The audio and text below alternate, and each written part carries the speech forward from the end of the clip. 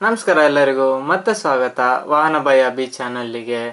ಇವತ್ತಿನ topic CMP sensor ಅಂತ. CMP ಸೆನ್ಸರ್ನ full form ಏನಪ್ಪ ಅಂದರೆ ಕ್ಯಾಮ್ಶಾಫ್ಟ್ ಪೊಸಿಷನ್ ಸೆನ್ಸರ್ ಅಂತ. ಕ್ಯಾಮ್ಶಾಫ್ಟ್ ಅಂದರೆ ಒಂದು ಸಿಲಿಂಡರ್ ಶೇಪಲ್ಲಿರೋ ಶಾಫ್ಟು ಅಥವಾ ರಾಡ್ ಟೈಪ್ ಇರುತ್ತೆ. ಅದ್ರ ಕೆಲಸ ಏನು ಅಂತಂದರೆ ಈ ವಾಲ್ವ್ಸ್ನ ಓಪನ್ ಮಾಡೋದು, ಕ್ಲೋಸ್ ಮಾಡೋದು. ಎಂಜಿನಲ್ಲಿ ಇಂಟೇಕ್ ಸೈಡು ಮತ್ತು ಎಕ್ಸಾಸ್ಟ್ ಸೈಡು ಎರಡೂ ಕಡೆನೂ ವಾಲ್ವ್ಸ್ ಇರುತ್ತೆ, ಆಯಿತಾ. ಇಂಟೇಕ್ ವಾಲ್ವು, ಎಕ್ಸಾಸ್ಟ್ ವಾಲ್ವು ಅಂತಾರೆ. ಅದನ್ನು ಓಪನ್ ಮತ್ತು ಕ್ಲೋಸ್ ಮಾಡೋ ಕೆಲಸ ಕ್ಯಾಮ್ಶಾಫ್ಟ್ ಮಾಡುತ್ತೆ, ಓಕೆನಾ. ಈ ವಾಲ್ವ್ಸ್ ಏನಕ್ಕಿರುತ್ತೆ ಅಂತಂದರೆ ಅಲ್ಲಿಂದ ಇಂಟೇಕು ಏರು ಅಥವಾ ಫ್ಯೂಯಲು ಬರೋದಕ್ಕೆ, ಮತ್ತು ಎಕ್ಸಾಸ್ಟ್ ಗ್ಯಾಸಸ್ಸು ಇರುತ್ತಲ್ಲ ಎಂಜಿನಲ್ಲಿ ಕಂಬಸ್ಟ್ ಆಗಿರೋದು, ಅದು ಹೊರಗೆ ಹೋಗೋದಕ್ಕೆ ಎಕ್ಸಾಸ್ಟ್ ವಾಲ್ವ್ಸ್ ಇರುತ್ತೆ, ಓಕೆನಾ.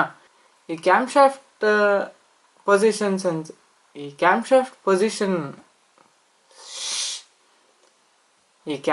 ಪೊಸಿಷನ್ನ ತಿಳ್ಕೊಂಡ್ರೆ ನಮ್ಗೇನು ಅನುಕೂಲ ಅದರಿಂದ?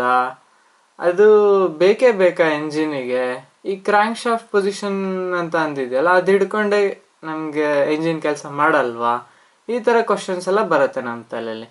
ಇದನ್ನ ಒಂದೊಂದೇ ನಾವು ಡೀಟೇಲ್ ಆಗಿ ನೋಡೋಣ. ವೈಟ್ ಬೋರ್ಡಲ್ಲಿ ಡ್ರಾಯಿಂಗ್ ಬರ್ಕೊಂಡ್ಬರ್ತೀನಿ. ಈಗ ನಾನು ಎರಡು ದೊಡ್ಡದಾಗಿ ಡಯಾಗ್ರಾಮ್ ಬರ್ಕೊಂಡು ಬಂದಿದ್ದೀನಿ, ಆಯಿತಾ. ಇದರಲ್ಲಿ ಫಸ್ಟ್ ಒನ್ ನೋಡಿದ್ರೆ ಇದು ಸೈಡ್ ವ್ಯೂ ಇದೆ IC ಎಂಜಿನಿಂದು, ಆಯಿತಾ, ಮುಂದೆಯಿಂದ. ಇದು ಟಾಪ್ ವ್ಯೂ ಇದೆ, ಮೇಲಿಂದ ನೋಡಿದ್ರೆ ಹೆಂಗೆ ಕಾಣುತ್ತೆ ಎಂಜಿನ್ನು ಅಂತ, ಓಕೆನಾ.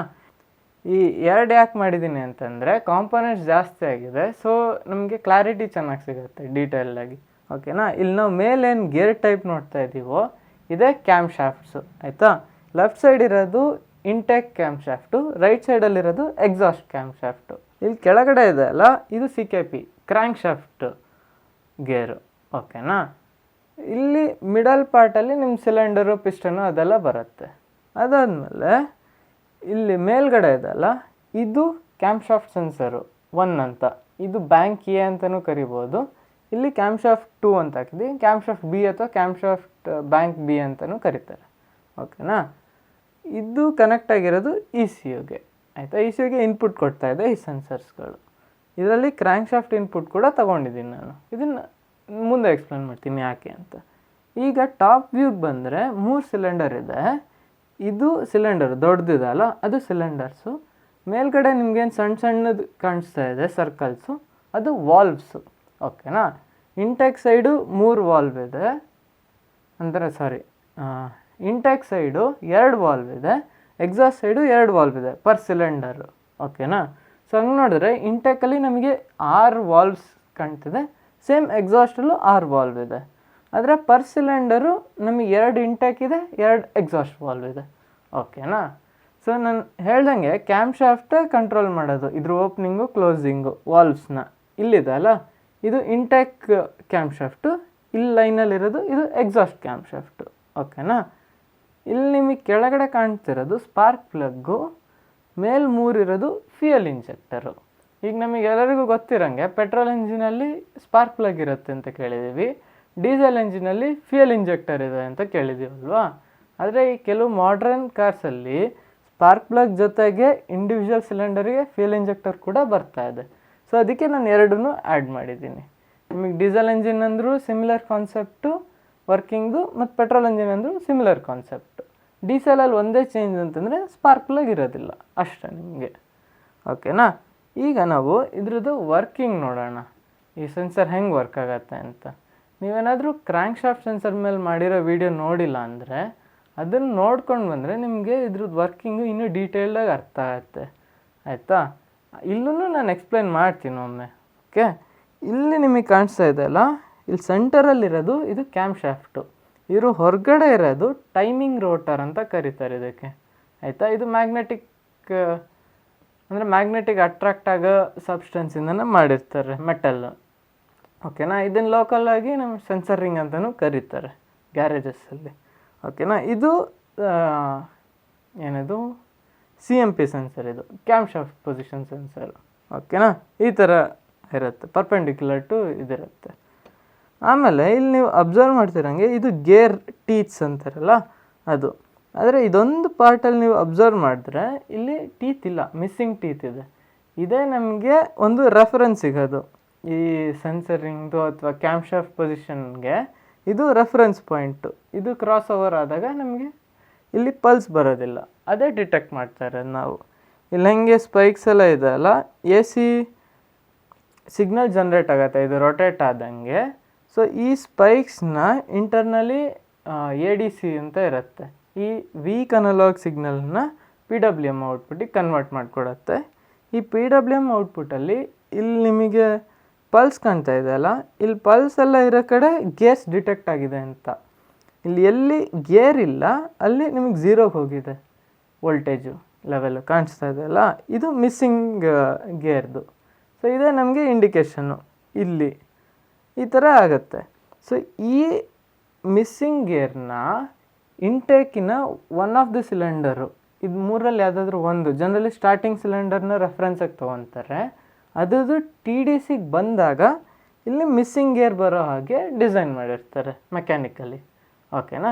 ಸೊ ಅವಾಗ ನಮ್ಗೇನು ಗೊತ್ತಾಗುತ್ತೆ, ಇಲ್ಲಿ ಮಿಸ್ಸಿಂಗ್ ಟೀತ್ ಬಂದರೆ ಫಸ್ಟ್ ಸಿಲಿಂಡರು ಟಿ ಡಿ ಸಿಗೆ ಬಂದಿದೆ ಅಂತ ಗೊತ್ತಾಗುತ್ತೆ, ಓಕೆನಾ. ಈ ಟಿ ಡಿ ಸಿ ನಮಗೆ ಏನಕ್ಕೆ ಬೇಕು ಅಂತ ನಾನು ಕ್ರ್ಯಾಂಕ್ ಶಾಫ್ಟ್ ಪೊಸಿಷನ್ ಸೆನ್ಸರ್ ಮಾಡಿದಾಗೂ ಹೇಳಿದ್ದೆ, ನಮಗೆ ಫೈರಿಂಗ್ ಮಾಡೋದಕ್ಕೆ ಬೇಕಾಗತ್ತೆ ಅಂತ. ಆದರೆ ಈ ಸೆನ್ಸರನ್ನು ಅದಕ್ಕೆ ಯೂಸ್ ಮಾಡಿದ್ರೆ ರಿಡಂಡೆನ್ಸಿ ಆಗಲ್ವಾ ಅಂತ ಕೇಳ್ಬೋದು. ಎರಡೆರಡು ಸೆನ್ಸರ್ ಯಾಕೆ ಬೇಕು? ಈ ಸೆನ್ಸರ್ ಏನು ಮಾಡುತ್ತೆ, ಒಂದ್ರದಲ್ಲ 3 ಸಿಲಿಂಡರ್ದು ಯಾವ ಸೈಕಲಲ್ಲಿದೆ ಆ ಕ್ಲಾರಿಟಿ ಇ ಸಿ ಯುಗೆ ಇನ್ಫಾರ್ಮೇಷನ್ ಕೊಡುತ್ತೆ. ಈಗ ಫಾರ್ ಎಕ್ಸಾಂಪಲ್ ಸಿಲಿಂಡರ್ 1 ಇಂಟೆಕ್ ಸೈಕಲಲ್ಲಿದ್ದರೆ ಸಿಲಿಂಡರ್ 2 ಪವರ್ ಸ್ಟ್ರೋಕ್ ಅಂತಾರಲ್ಲ, ಆ ಪವರ್ ಸ್ಟ್ರೋಕಲ್ಲಿರ್ಬೋದು, 3ನೇ ಸಿಲಿಂಡರು ಎಕ್ಸಾಸ್ಟ್ ಸ್ಟ್ರೋಕಲ್ಲಿರ್ಬೋದು. ಸೊ ಈ ಇನ್ಫಾರ್ಮೇಷನ್ ಇಂಡಿವಿಜುವಲ್ದಿರೋದು ನಮಗೆ ಕ್ಯಾಮ್ ಶಾಫ್ಟ್ ಪೊಸಿಷನ್ ಸೆನ್ಸರಿಂದ ಮಾತ್ರ ಗೊತ್ತಾಗೋದು, ಓಕೆನಾ, ಇಂಡಿವಿಜುವಲಿ. ಈ ಕ್ಲಾರಿಟಿ ಗೊತ್ತಾಗತ್ತೆ ನಮಗೆ. ಅದಾದಮೇಲೆ ಈ ಕ್ರ್ಯಾಂಕ್ ಶಾಫ್ಟ್ ಪೊಸಿಷನ್ ಸೆನ್ಸರ್ನ ಸಿಗ್ನಲ್ಲು ವ್ಯಾಲಿಡ್ ಇದೆಯಾ ಅಂತ ಇನ್ನೊಂದು ವೆರಿಫಿಕೇಷನ್ಗೂ ಈ cam shaft position sensor help ಮಾಡುತ್ತೆ. ಯಾಕಂದರೆ ಇದು ಇಂಪಾರ್ಟೆಂಟ್ ಆಪ್ರೇಷನ್ ಅಲ್ವಾ, ಫ್ಯೂಯಲ್ ಇಂಜೆಕ್ಟ್ ಮಾಡೋದು ಮತ್ತು ಸ್ಪಾರ್ಕ್ ಇಗ್ನಿಷನ್ನು, ಅದೆರಡು ಕೂಡ ಇಂಪಾರ್ಟೆಂಟ್ ಸೀಕ್ವೆನ್ಸು ಎಂಜಿನಲ್ಲಿ. ಸೊ ಎರಡು ಸೆನ್ಸರ್ದು ಕಂಪೇರ್ ಮಾಡಿ ಇ ಸಿ ಯು ಈ ಸ್ಪಾರ್ಕ್ ಟೈಮಿಂಗು ಅದನ್ನು ಸೆಟ್ ಮಾಡುತ್ತೆ. ಯಾಕಂದರೆ ನಮಗೆ ಒಂದು ಸಿಲಿಂಡ್ರದ್ದು ಗೊತ್ತಾಗಿರುತ್ತೆ ಟಿ ಡಿ ಸಿ, ಇನ್ನೊಂದಕ್ಕೆ ಎಷ್ಟು ಟೈಮ್ ಡಿಲೇ ಕೊಡಬೇಕು ಫೈರಿಂಗಿಗೆ ಅದನ್ನು ಕ್ರ್ಯಾಂಕ್ ಶಾಫ್ಟ್ ಪೊಸಿಷನ್ನ ಆರ್ ಪಿ ಎಮ್ ನೋಡ್ಕೊಳತ್ತೆ. ಅದಾದಮೇಲೆ ನಾಕಿಂಗು ಅದನ್ನು ಕ್ಯಾಲ್ಕುಲೇಟ್ ಮಾಡ್ಕೊಂಡು ಈ ಫೈರಿಂಗ್ ಡಿಲೇನ ಕ್ಯಾಲ್ಕುಲೇಟ್ ಮಾಡುತ್ತೆ. ಆಮೇಲೆ ಫೈರಿಂಗ್ ಸೀಕ್ವೆನ್ಸ್ ಅಂತ ಕೂಡ ಇರುತ್ತೆ. ಇಲ್ಲಿ ನಾನೇನು 1, 3, 2 ಅಂತ ಬರ್ತಿದ್ದೀನಲ್ಲ, ಜಸ್ಟ್ ಒಂದು ಎಕ್ಸಾಂಪಲ್ಲು. ಈಗ ಫಸ್ಟು ಸಿಲಿಂಡರ್ 1 ಫೈರ್ ಆದರೆ ನೆಕ್ಸ್ಟ್ ಫೈರ್ ಆಗಬೇಕಾಗಿರೋದು ಸಿಲಿಂಡರ್ 3, ಇಲ್ಲಿ 2 ಅಂತ ಬಂದಿದ್ದೀನಲ್ಲ, ಸೊ ಇದು ಫೈರ್ ಆಗಬೇಕು, ಅದಾದಮೇಲೆ 3 ಆಗಬೇಕು. ಸೊ ಇದನ್ನು ಡಿಸೈಡ್ ಮಾಡೋದು ಕ್ಯಾಮ್ ಶಾಫ್ಟಿಂದನೇ. ಸೊ ಅದರಲ್ಲಿ ಫೈರಿಂಗ್ ಸೀಕ್ವೆನ್ಸ್ ಅಂತ ಮಾಡಿರ್ತಾರೆ. ಸೊ ಒಂದ್ರದ್ದು ಫಸ್ಟು ಟಿ ಡಿ ಸಿ ಗೊತ್ತಾಯ್ತಲ್ಲ, ಟೈಮ್ ಡಿಲೇ ಕ್ಯಾಲ್ಕುಲೇಟ್ ಮಾಡಿ 3rd ಸಿಲಿಂಡರ್ ಫೈರ್ ಮಾಡುತ್ತೆ, ಅದಾದಮೇಲೆ 2nd ಫೈರ್ ಮಾಡುತ್ತೆ, ಮತ್ತು ವಾಪಸ್ 1ಗೆ ಬರುತ್ತೆ, ಓಕೆನಾ. ಈಗ ಇದ್ರದ್ದು ಯೂಸಸ್ ನೋಡೋಣ.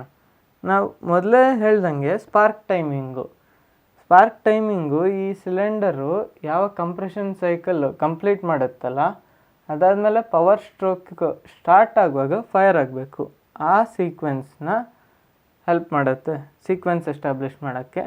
ಮತ್ತು ಫ್ಯೂಯಲ್ ಯಾವಾಗ ಎಂಜಿನಿಗೆ ಫ್ಯೂಯಲ್ ಹಾಕಬೇಕು ಅದು ಫಸ್ಟು ಇಂಟೇಕ್ ಸೈಕಲ್ ಇರುತ್ತಲ್ಲ, ಗಾಳಿ ಎಳ್ಕೊಳತ್ತಲ್ಲ ಎಂಜಿನು, ಆವಾಗಲೇ ಫ್ಯೂಯಲ್ಲು ಸ್ಪ್ರೇ ಆಗಬೇಕು. ಸೊ ಆ ಟೈಮಿಂಗ್ ಕೂಡ ಕ್ಯಾಮ್ ಶಾಫ್ಟ್ ಪೊಸಿಷನ್ ಸೆನ್ಸರ್ ಥ್ರೂನೇ ನಮ್ಗೆ ಗೊತ್ತಾಗೋದು. ಅದಾದಮೇಲೆ starting of the ignition for sequential ignition ಅಂತ ಬರೆದಿದ್ದೇನೆ. ಇದೇನು ಅಂತಂದರೆ ಎಂಜಿನ್ ಫಸ್ಟು ಸ್ಟಾರ್ಟ್ ಆಗಬೇಕಲ್ವಾ.